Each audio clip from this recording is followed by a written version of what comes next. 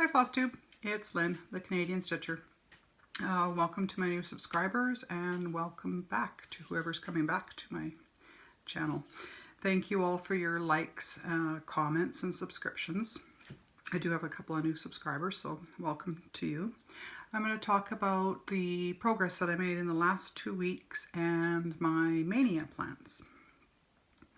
So I'm not in a group for Stitch Mania, but I just decided that I was going to do 15 starts for the first 15 days of May, and then it ended up being 16 because there's another project that I'm going to be working on, but I'll talk about that when I get to my Mania plans.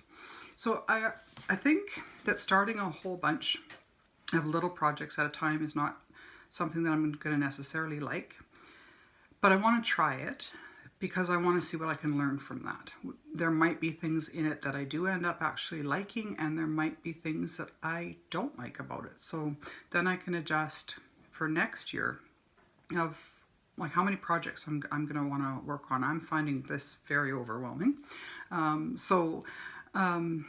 as the learning process continues, I want to see how I'm able to organize it, manage it, how I feel about it personally for myself, doing a whole bunch, and then having to replan my entire rotation so that everything is getting worked on and nothing is sitting without being worked on a regular basis. With the goal of finishing things, of course, right? So my Flosstube subscriptions have gone up, meaning the people that I am subscribed to. And I'm working my way through the list alphabetically, and I'm only in the C's. So what I'm doing is the ones that I'm interested in watching. I watch 3 of their old videos and then their newest one. And then I'll switch to the person that's next on the list. And then the next Saturday when I come back, I'll watch 3 more of the old ones and then 1 of the new ones. And eventually I'll get completely caught up, and then I move on to D's, or kind of, yeah, you know what I mean. Anyway, eventually I'm getting through them, and I'm learning so many good tips from people. I like watching other people's videos. So shout outs this week is to the Country Stitchers, Liz and Deb. They're friends, and they do videos in each other's craft rooms, and my favorite part of their videos is the gadget corner. And so they talk about the different gadgets, and I like gadgets, and I like hacks or using other things for multiple purposes. So I looked for the package on this and I can't find it. It's a laying tool. Sorry, I don't know how I'm gonna get you to be able to see this. It's a laying tool, and when I got it, I had no idea how to use it, and so I just stuck it in my drawer in the craft room, and then they did actually show how to use it. So it goes on the finger this way, and then I usually have my hand resting on my cross stitch as I'm stitching on the Q-snap anyway, just to help hold the tension. So then I just bring the thread up over top of this to lay the stitches down so that the 2 stitches are parallel and the threads aren't crossed. And I can't remember the name of this gadget, but I did learn how to use that. And then they had another suggestion. So I used the Thread Magic, and I showed you, let's see if I can find one here. No, these are all brand new. I showed you how the Thread Magic picks up the dye from the floss, and then eventually they get discolored. So they had given a tip to have one just for light colors like white or ecru. So I actually took that a little step further because I'm also working on some that have light blue. So I have one container light, I have a medium, and I have a dark. And I thought that was such a great idea, because you don't want to be running your white thread through something that's been discolored by black or dark blues, that kind of thing. So I did my usual. I stuck little magnets on the bottoms of all of these, and then I just have them on my magnetic board. So I believe I had told you in an earlier video too, when I get this, I cut this into 4 pieces. Yeah, this is one is showing. This is my medium one, and it's showing a bit of discoloration. But what I do is I cut this into 4 pieces. And so that's actually ideal then if you have extras of these little containers, and put a 1/4 into each of the different color tones. And if you don't, I save those little containers. I knew I was saving them for some purpose. I was going to make use of them. So yeah. You could also use just like, this was a little fridge magnet that was from Tupperware. You could use something like this, or you can buy these at the drugstore. These are like little pill containers to carry in the purse or pocket or whatever. So if you don't have an extra thread magic, you could just stick it into like a little container like this. Or if you want to, you could just separate it into a third and do either clockwise or counterclockwise, however you'd remember light, medium, and dark all in the same little container, and just switch depending on what color you're working with. Questions and comments is a new section that I'm going to be doing. So Sandy B Stitcher asked me how many HAEDs I'm working on. So the answer is 6. I believe it's 6. I'm going to turn away from the camera here. So there's Discovery, Treasure Hunt Bookshelf, HAED Leo Lion, Flight of the Lynx, Stitch in Time, and my new one for my birthday start is the Blue Dragon. So 6, plus Death by Cross Stitch. So 7 really big projects. Sorry, I just have to adjust there. I bumped. So I'm going to do another section of other YouTubers that I watch that aren't necessarily cross stitch, but that you might find interesting. So I mentioned last week there's a lady is a professional organizer in Houston, Texas, who has a YouTube channel. She's called The Clutter Fairy. I've actually been watching her for probably at least 2 years. And I use her, she does lectures and she breaks it down into individual topics. So how to get past overwhelm, how to clean up an office, how to clean up I'm asking her if she would do a craft room one. I know she did one on organizing her beads because she's a beader. So I use her as a motivation to get up and get moving and get things cleared out. And then she gives not only where to start or how to start a project, but she gives really practical tips on how to actually declutter, like from the smallest project of, let's say, the medicine cabinet in the bathroom to the biggest project, which would be cleaning out an entire house kind of thing, or downsizing it. So, but she also tells you where to take things to get rid of them.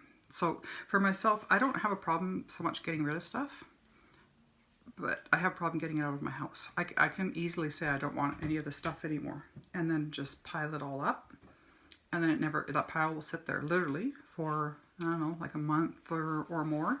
So I need to get in a better habit of, once I've made a decision on it, I need to get it to where the ultimate decision is.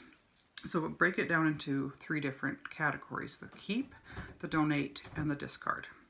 And for myself, I know if I leave a discard pile, I'll pull stuff back out of it. So what I prefer to do is take the discard, and I don't even have a separate pile for that. I have a garbage bag and it goes straight into the garbage. And whenever I'm done with that room or that area, whatever it is, that goes straight out and into the garbage can outside, so that I don't have the temptation of trying to pull, maybe I will keep this, or yeah. So I've had very few regrets from doing that. Both my dad and my brother, both of them said they don't throw things out because they know as soon as they throw it out, they're going to need it. And that's only happened to me, I think, twice, that I got rid of some stuff and then I had to go rebuy it because I did actually need it. But 2 out of all the decluttering I've been doing in my house. So I go by the 2020 rule from those guys, the minimalists that made that, wrote that book and did that Netflix show. So the 2020 rule is if you can replace it in less than 20 minutes for less than $20, you can get rid of it.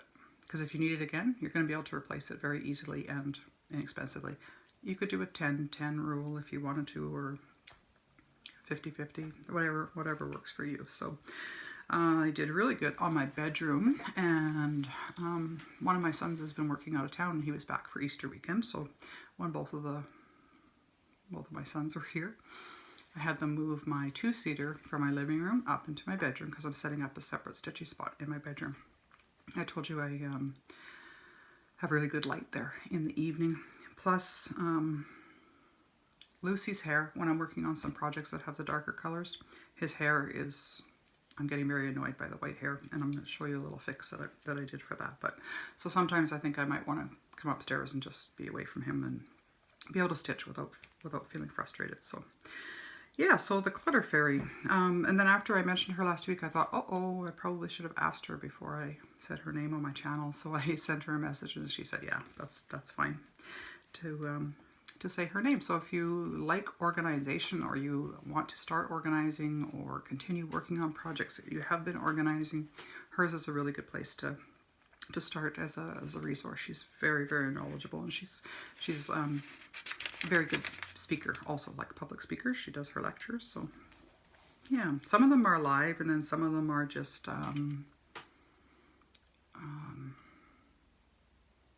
live chat she does, and then she also does her as a meetup group that they have, that people are live in the audience. So I did my annual pilgrimage this year to the accountant, and my accountant's office. It's so funny.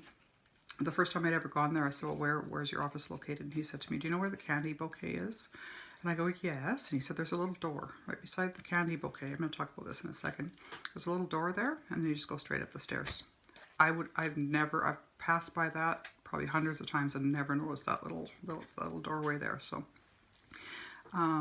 so my pilgrimage is to take my taxes to the accountant and then go to the candy bouquet. And I asked her if it was okay to say her name. So if you're in Edmonton or St. Albert area and you haven't been to the candy bouquet, go. It is so fun in there. I like candy myself. I like candy. So my thing is Bottlecaps. So I bought 6 packages of Bottlecaps. These are my favorite, of the root beer. The root beer and the Coke ones. And I can't actually drink pop anymore, so I can eat the Bottlecap candy. But so it's a small little store, but they have all those glass jars too, and behind the till they have all the glass jars, and they have the scoops, and they weigh out the candy that way. But they also have, if you haven't ever taken a blast back into your childhood past with candies, at the back of the store they have every candy from your childhood that you remember, or whatever. I remember eating those, or whatever, those Popeye, they call them candy sticks now, but when I was a kid they were actually called candy cigarettes. So stuff like that. So the candy bouquet, and it says a delicious alternative to flowers. So yeah, it's a really fun little shop. I don't go downtown. St. Albert's not big by any means, but I don't go downtown a whole lot, so there's kind of just specialty shops. So when I'm down there and I can, I'll stop in at the candy bouquet. I like it. So this week I'm still working on this Christmas goose that I just kept up on. It's kind of become a travel piece for me now, and I don't have it. It's actually in my vehicle because I stuck it in my laptop bag because I have to go downtown Edmonton tomorrow to do some education, and I took my laptop with me, so I just left it in there. So I'll show it. I'm pretty close. The goose is almost finished. I'm just looking at it, sorry. And then I'm working on the feet right now, and then I just have to finish up that collar, and then there's quite a bit of back stitching detail in the bird and in the wreath. So I've been working on that one on my lunch break at work too, so it's not getting a whole lot of time, but making progress on it. So then I worked on the Heaven and Earth design, the HAED Leo Lion. He's beautiful. Stephen Paul Carlson is the artist. This is actually, comparatively to some of the other HAEDs that I'm working on, this one's only 45 pages. So this one would probably be a sooner finish than some of the other ones that I'm working on that are much more pages. So I worked on that one for the whole week, not this past week, but the week before, and I did get a page finish. So it's all the black down here in the bottom, and then just starting to come into this dark brown. And if you're seeing this, I am aware of this. I see this also. I think I may have 2 different dye lots of the DMC black. I notice it now, but I'm wondering if once I get up and do the actual face of the lion, whether that would even draw any attention at all. I don't think it will. If it does though, and it bothers me, I may rip all of this out and restitch it. I don't know. I don't think it's going to matter. I think once the lion is finished, this is the small corner, and who looks at a picture and then puts their eye straight down to the lower left corner? I think once the lion's face is there, that's going to be what the center of attention is going to be. So yeah, I was happy. I did get a page finish on that one, but I didn't get to work on a stitch in time. I was set up a goal that I was going to work on a stitch in time one weekend each month, and I wanted to finish the page on that one, so I continued on it on the Saturday and Sunday. So a stitch in time is going to get 2 extra days in May. So then I did the weekly Christmas ornaments. These ones are something a little bit different. This is this one is Joy, and this is done on the perforated paper. And this one is a lovely little house. Merry Christmas. So these were 1990 Jan Lynn again, pulling out my old stuff. And I know I've done these before in the past. I have some of them in my basement, I'm sure, with my Christmas ornaments. But I think I'm going to make this into my little travel piece, because with the perforated paper you don't need to use a hoop.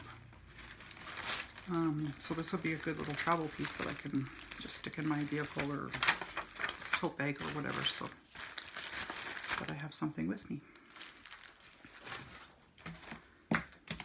And then I had told you in my plans, my 2019 plans, I had told you that I was going to be working, there was 2 stamped kits that I have. That I used to work on the stamped cross stitch a lot for the baby Afghans and the baby bibs and that kind of thing, and I was out of practice. I haven't done a stamped project in at least 20 years, maybe even longer, like maybe since once I was done having kids. I don't know if I worked on any stamps since then. So I had this bib that I had gotten used, where the project had been started, and then they sold the kit on eBay. And the stitching that was done on here is awful. And it wasn't something that is particularly of interest to me. It was the precious moments. So what I did was I just kept this to practice on. So I started on this bottom row here and just practiced doing the stamp. So with the stamped, they're little tiny X's.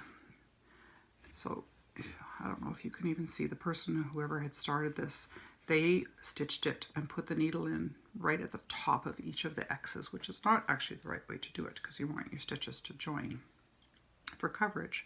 So you actually stitch just slightly beyond the X. So the first row I did was pretty bad.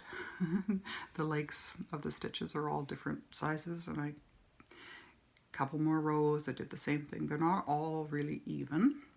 And then I got pretty good at it. By the time I got back up here, I was kind of back into the groove of it, learning. And I use a sharp needle, so a pointed needle when I do these, to be really precise of where I'm placing the X. So I did this much just as practice. My intention was that I was probably just going to chuck this out, but I think I'm going to just keep this as a practice. Because, again, another time I might go, well, my stitches aren't really neat, I need to do some practicing. So I think I'll just chuck this in the drawer and I'll just keep it as a practice one. But I feel confident now with there's 2 in my Mania starts that are going to be the stamped ones, and I feel confident that I can make them neat again, so it just takes a bit of practice. I remember actually teaching people how to cross stitch on those, so it's not an impossible thing, you just have to be more precise. And then it was my birthday last week, so I wanted to do a new start for my birthday, so I kitted up the Blue Dragon. Here. So that's the Blue Dragon. Artwork by Elena Lazareva. It's 450 by 609, 87 colors. Lots of blue, lots of big blocks of color here in the sky. I think I needed 12 skeins of this blue up in here. Yeah, so this is a bigger one, like compared to that lion, this is one that's bigger. This one is 64 pages. So I made my stitch map. I did a really rough copy of the stitch map because I was anxious to get started working on it, but it's good enough for a stitch map. So I started, of course, in the bottom left, and this is a very big piece of fabric too. So I'm going to continue working on it today, so I didn't take it off of the Q-snap. Oops, try and get this out of the way. It's not so much progress I made. Oops.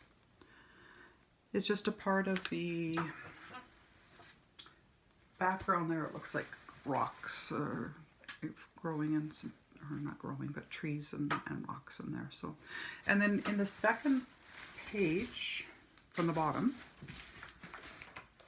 it actually, I'm gonna try and flip my board up here without dropping stuff. So once I get to this, the next page over, so this is pages 57, 58. This is already showing very clearly a pattern here, like it's a pattern, but I mean the pattern within the pattern. And I believe that's the dragon scales.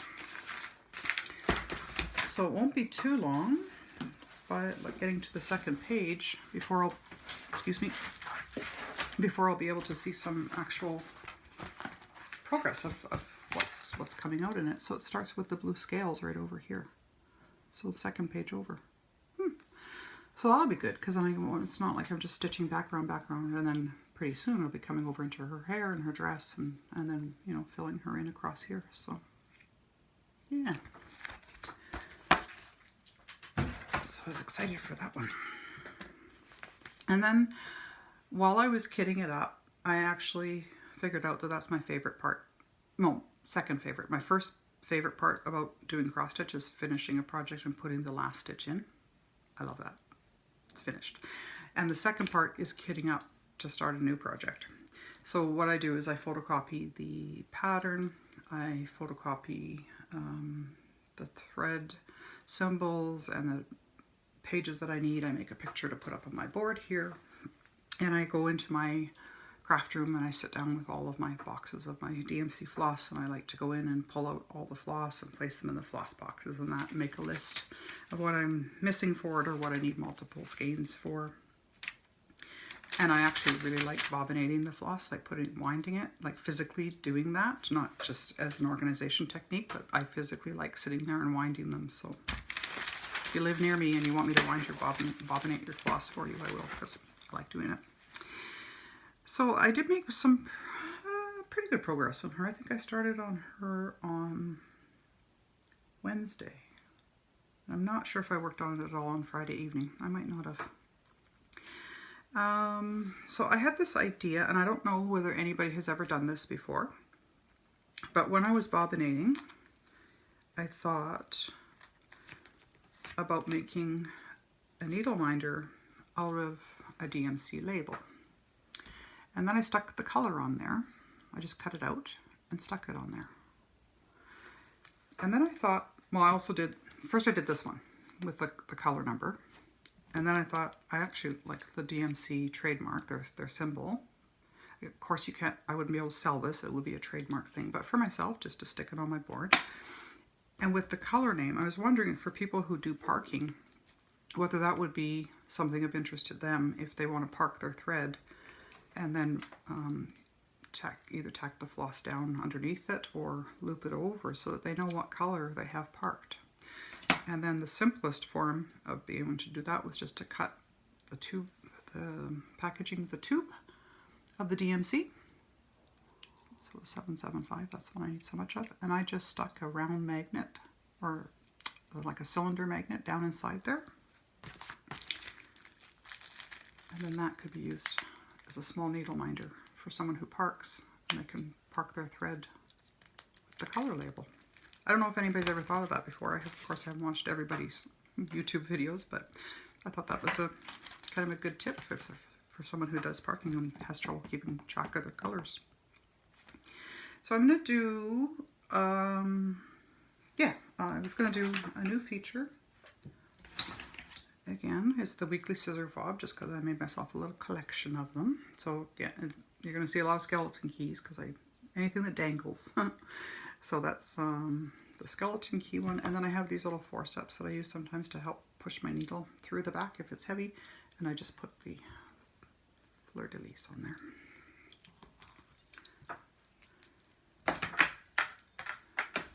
And a new needle minder, actually two this week I made. So this was just from a piece of jewelry that I took apart. And this is just a gemstone, a moonstone that I just put a magnet on. And then another feature that I'm doing, because I'm having so many people ask me what nail color I'm wearing, I pretty much always wear nail polish and I change it usually weekly. This one's a little bit worn down because I don't think I changed it last week. I just painted over it again. So the nail polish color that I'm wearing today is a Zoya, and the color name is River. And I think I got these from a company in Canada, an online store called I Love Nail Polish, I think. It's Zoya. They have a website too. And actually this one, I liked it so much, I ended up buying it twice without realizing it. And I was like, oh, I got two of the same, but it's such a pretty color. It's like a metallic blue. And then the bracelet of the week. So this bracelet this week, sorry, my hands are really chapped. So this was a designer, her name is Lori Bond. And so she came out with these slide charms. I think these are from the Victorian era or inspired by that. So it's a bracelet that's 3 strands of silver. And then these little charms. So you undo, I'd have to show you, but you undo the clasp end of it and you put the charms through, and then these are little clips that hold the charms in place. So each of these, I was getting these for birthday gifts and Christmas gifts. People would say, what do you want? I'd say, oh, Lori Bond. And if they didn't know or to buy it, if they gave me money or gift card or whatever, I would go and buy a bonbon. So these are all from particular people. And in the beginning, I had actually written them all down of what the name of the charm. Each different charm has a different name, and she had different series of them and stuff. And then just for myself, I put a length of chain on there to make it a safety chain, just in case this ever came undone. And then this one, I would like them to have a little bit of weight on the clasp part of it, so that that's where the weight of it falls. If I don't do that, the bracelet completely turns around on the weight of it always hangs down here. So this is just a little, I think when I bought them, they're called prayer boxes, but I call them, it's a little wish box. So you write your wish down on a little piece of paper and put it inside. And I'm remembering now, in my jewelry supplies, I have a bunch of these, so I might make some scissor fobs out of these too and send those out in my giveaways. It'd be fun. Okay, Mania plans. So I'm going to work on the Blue Dragon yet today, Monday, and Tuesday. So Wednesday is May 1st. I have a pretty little box here that I got at Michael's.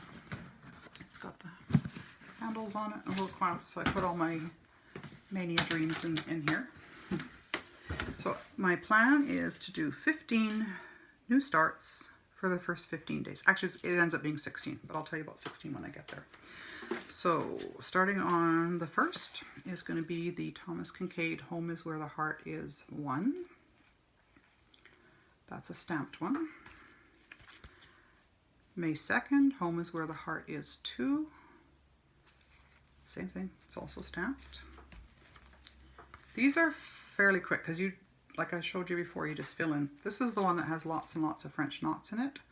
So I'm actually excited to start this one and see how I do with the French knots using Tina from Simply in Stitches tutorial on how to do the French knots.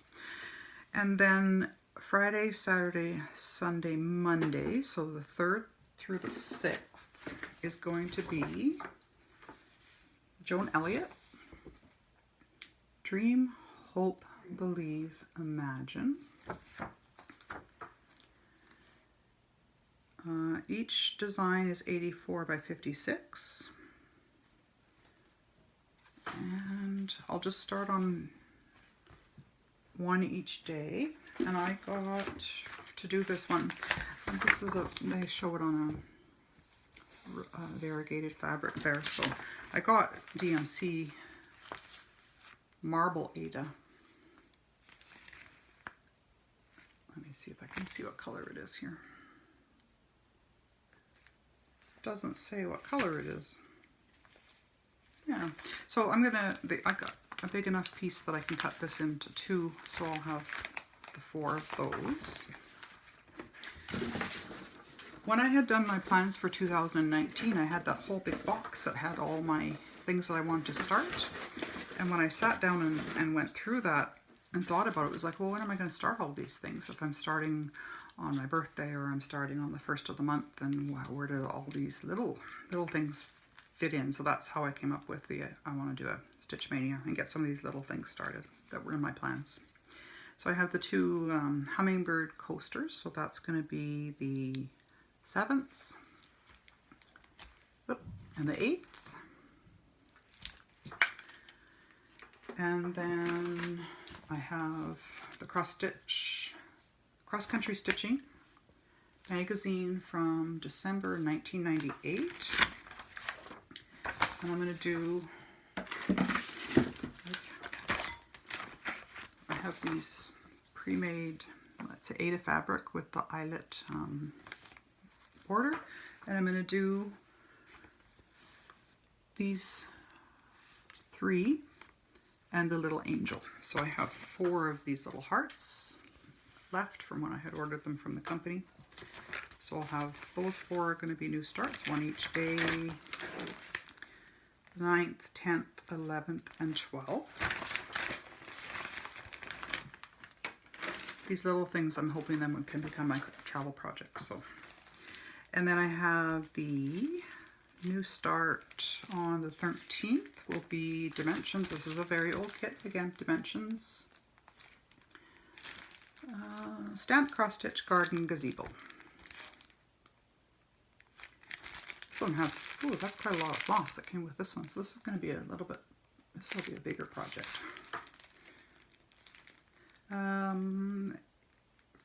Frame size without mat, 8 by 16. Yeah, we'll see how that one goes. It looks like it's going to be a bit more work than the other ones that I have picked out here. And then I have the Jan Lynn Stamp Cross Stitch. Again, home is where we build our nest. And it's stamped, but it's a bit finer. I bet the stamp on there is a bit finer than the other one. So we'll see how that one goes. I like that one. And then the second last one is going to be that one I got before, or just after Christmas, when she had some of her Christmas things on clearance at Mr. Frame. Margaret Sherry Catitudes. So this is a little Christmas one, and it says, okay, so you're off my Christmas list with a mad cat. And this one should be pretty quick, I would think. That's cute. And then the 16th is when I'm going to be starting on this one. This is Albera de San Valentino by Alessandra Adelaide. And this is the one that I'm going to be doing something a bit different with. I'm not ready to tell you yet. It's a surprise, because I have to make sure it's going to turn out before I toot my horn too much about it. So I did get the Rit die from Michaels. And this is the first time I've ever dyed fabric. It wasn't a complete success, but it's okay. I honestly didn't know how much to use. I know it said on the label half a bottle, but I wasn't sure how the color was going to come out, and I didn't want it dark brown. So I used 3 capfuls. I crumpled the piece of fabric, crumpled it up, and poured the dye into the sink. I think I had dissolved the salt first, then I put the dye in, but didn't stir it so that it wasn't all perfectly even, and I crumpled up the fabric and I just kind of threw it in there and left it. So it does have some modeling to it, which is what I wanted. It's not perfect, it was learning, so be gentle with me. I did this myself. But for what I'm using this for, I think it turned out really, really good for myself. Yeah, so I'm going to be starting on, it's going to be a mixed media kind of craft, combining cross stitch with something else. So this will be, I'll start on this one on the 16th, and I'm going to work on that one through to the 19th. And then Terry Lee from Terry Lee Crafts and I are doing the Stitch in Time Race to the Middle challenge. So my goal was to do 1 weekend per month, and I didn't in April. So I'm going to do Stitch in Time on the 20th, 21st, 22nd, and 23rd. So 2 days for May and 2 days to make up for April. And then I'm planning on going back to this little owl. And then in June, I'm thinking I'm going to do a mid-year WIP update, probably at the end of the month, end of June. And then I'm going to be reworking my rotation. I'll still keep the basis of the rotation of going small, extra large, medium, extra large, like that, but I'll reschedule like all the pieces, right? All the smalls and then all the mediums and all the larges kind of through the rotation and see how that goes.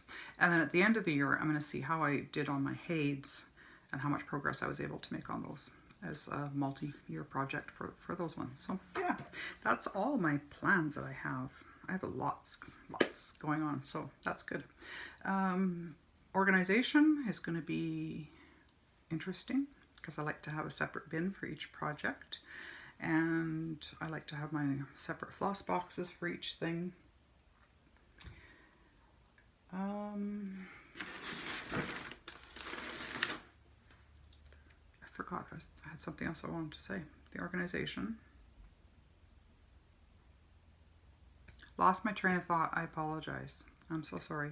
So I'm just going to say farewell for today then, and if you have Mania plans, happy May with your Mania plans. I'm going to be watching other people's videos to see what they're working on or what they've got planned for the month of May. And I will see you again in either a week or two. Thank you for watching. Bye.